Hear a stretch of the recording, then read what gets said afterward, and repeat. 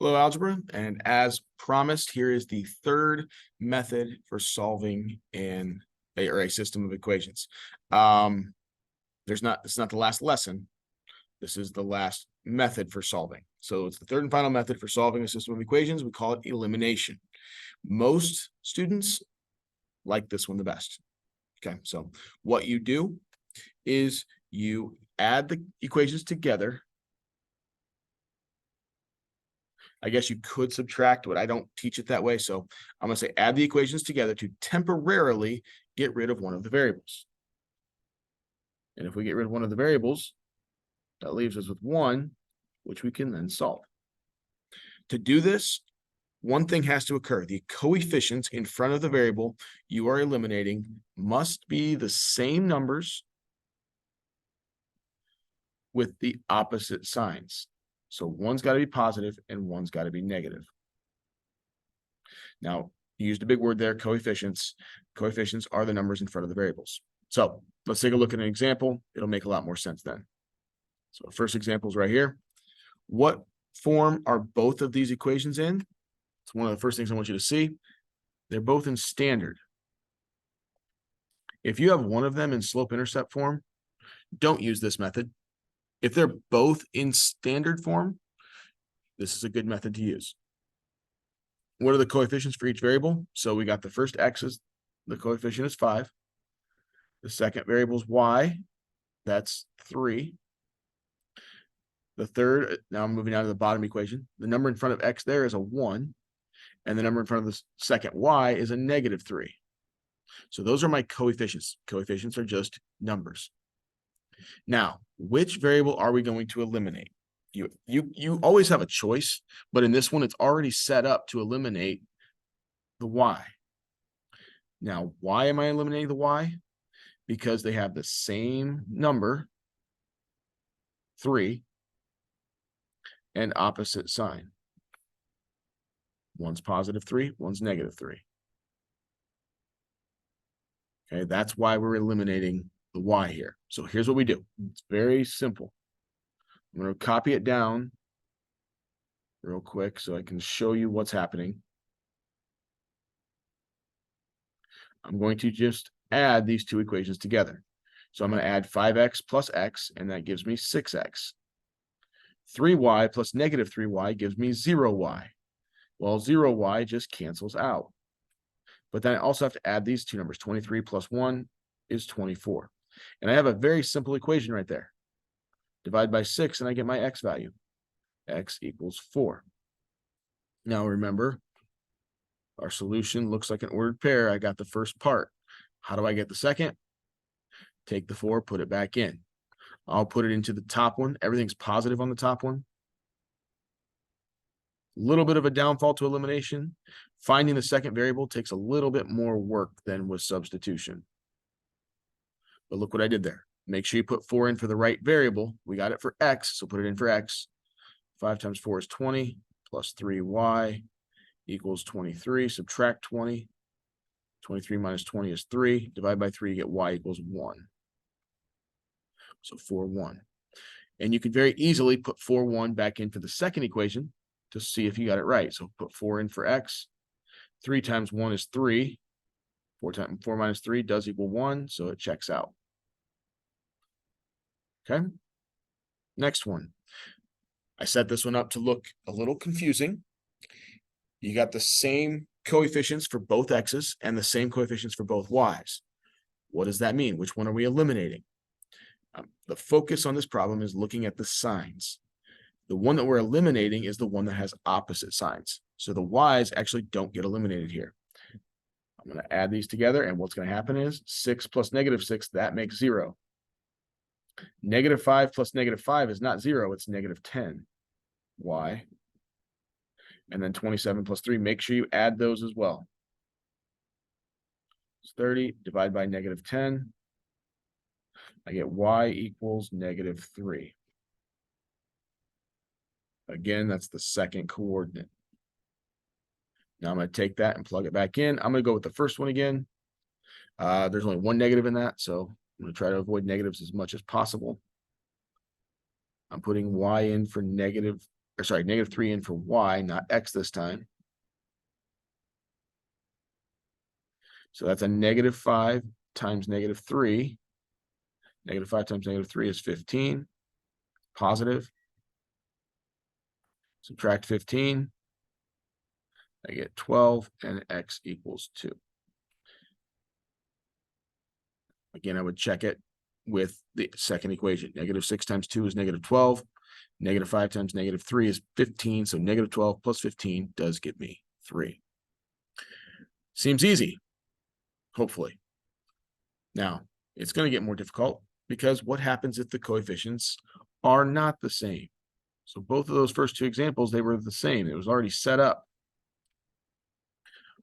What we can do is we can multiply one or both of the equations by a number to make the coefficients match up. So my goal is to match up the coefficients. So let's take a look at the first one. Right now, they're not ready to go. If I would add these right now, show you, don't do this, but if I would add them, that would give me negative 6x, and 2 plus 5 would give me 7y. I didn't accomplish anything there because I still have an x and I still have a y. So not what I want to do. Well, do you see how I could easily multiply 3 by a number to make it match up with the 9? I would want to multiply this top equation by 3. And the reason I do that is because that 3 times 3 would give me 9x. And then 9x plus negative 9x would give me 0. I can do that as long as I take the 3 and I multiply it by everything in that equation. So 9x, that 2y would become 6y, and the 16 would become 48. I'm going to go ahead and rewrite the second equation so that they're lined up vertically. It's a good habit to get into. Now they're lined up and the signs are opposite. So 9x plus negative 9x gives me 0. That's what I wanted. 6y plus 5y is 11y. 48 plus 40 is 88. Divide by 11, I get y equals 8. Plug it back in to get x. I'm going to go with the original first equation. I could use that one. I could use that one. I could use that one if I wanted. I have 3 choices. I'm going to use one with the smallest numbers, though. So 3x plus 2 times 8 equals 16. So 3x plus 16 equals 16. Subtract 16. I get 16 minus 16 is 0. 0 divided by 3, still 0. 0 is a number. So my solution here is 0, 8. All right, let's try another one. This one looks like it's ready to go. But if I would add these, negative 3 plus negative 3 does not give me 0. It gives me negative 6. So I need to change the sign on one of those. So I'm going to multiply this bottom one here. It could be the top one. It wouldn't matter. By negative 1. And what that's going to do is it's going to give me negative 4x, positive 3y, which is what I want, and negative 14. I'm going to again rewrite the first one so that it's lined up vertically. 10x minus 3y equals 8. Add these two. 10 plus negative 4 is 6x. Negative 3 plus 3 is 0. 8 plus negative 14 is negative 6. I get x equals negative 1. Plug it back in to get my y. I'm going to use the bottom one. I got x is negative 1. Oops. Minus 3y equals 14. So that's negative 4 minus 3y equals 14. Add 4. I get negative 3y equals 18. Divide by negative 3, I get y equals negative 6. And if I were to graph these two lines, they would cross together at negative 1 and negative 6. Okay. Now, what happens when it's not easy? So like number 3 here. I can't really multiply 2 by a good number to make it match up with 7. and I can't really multiply 3 by a good number to make it match up with 5. In that situation, what we're going to have to do is we're going to have to multiply both top and bottom equation by a number. So it does not matter which one you eliminate. If you want to match up the x's, that's fine. If you want to match up the y's, that's fine. I'm going to go ahead and match up the x's first. So what I would do is I would multiply 7 by 2. And if I multiply the 7 by 2, I would want to multiply the second one. You're probably thinking by 7. Careful. Remember, you want them to have opposite signs. So if I multiply the top one by 2, that would give me positive 14x. I want the bottom one to be negative 14x. So I'd have to multiply by negative 7. So if I multiply by 2, I get 14x. But I also have to multiply the 5y by 2. So that's 10y. I also have to multiply the 4 by 2. So 8. Second one, 2 times negative 7 is negative 14x. Negative 7 times 3 is negative 21y. And 9 times negative 7 is negative 63. Now, before I move forward with that, let's say I had decided to eliminate the y. I would have then multiplied by this first one by 3 and the second one by negative 5. And if I did that, I would have gotten 21x plus 15y equals 12. And the bottom one, I would have had negative 10x minus 15y equals negative 45. Okay. The red one, the y's would have been eliminated, and I'm going to solve for x first. I would solve for x first. In the blue one, the x's would have eliminated, and I would have solved for y first. You're going to get the same answer regardless. Okay, as long as you do everything correctly. But I just want to show you that you have an option. I'm going to get rid of everything red and finish this with blue. So adding those together, the 14x and negative 14x cancel. 10 plus negative 21 is negative 11y. And then 8 plus negative 63 is negative 55. I get y equals 5. Now plug it in. I'll go with the bottom one, smaller numbers. Oh, I almost put 5 in for x. Very common mistake. Don't do that. I got 5 for y. Oops, not plus, equals 9. 2x plus 15 equals 9. Subtract 15, I get 2x equals negative 6, and x equals negative 3. All right, there you go. Last one. Okay. Nothing's matched up. A little easier on this one because I can multiply 2 by something to get 4 pretty easily. So I'm going to multiply 2 by not 2 because that would give me positive 4. I want negative 4, so I'm going to do negative 2. So negative 2 times 2 is negative 4x. Negative 2 times negative 3 is positive 6y. Negative 2 times 5 is negative 10. I'm going to rewrite the first one. 4x minus 6y equals 10. And now let's add 4x plus negative 4x gives me 0.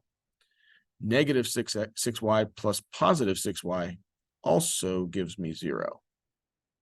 So if I'm looking at the left-hand side, literally everything has canceled. And what am I left with? So if everything is canceled, I'm left with nothing. So I'm left with 0. The right side, I still have to add those. What's 10 plus negative 10? Well, those are 0 as well. Does 0 equal 0? Sure does. So what does this mean? It means infinitely many solutions. Now, I'm going to go over this. Well, the last problem, the one we just did, was considered a special case. What is the other special case? It's when we have no solutions, right? What would that look like? So real quick, I'm going to change a single number. I can't really change it. Actually, you know what? Yes, I can. I'm going to change this number here. This 5. I'm going to change it to anything other than 5. So let's just say 7. Okay. How does that affect this problem? Well, instead of this number here at the end being -10, it is 2 times -7 is -14. Well, then what does that do? 10 plus -14 is -4. Does 0 equal -4? No, it doesn't. This one would have no solutions. Okay, so if the remaining number's not 0, then because what's going to happen is on the left-hand side, everything's going to cancel, and you're going to be left with 0. If the right side is not 0, it's no solutions. If the right side is 0, it's infinitely many solutions. Okay, so real quick, I'll recap what I just said there. To get the same lines and therefore infinitely many solutions.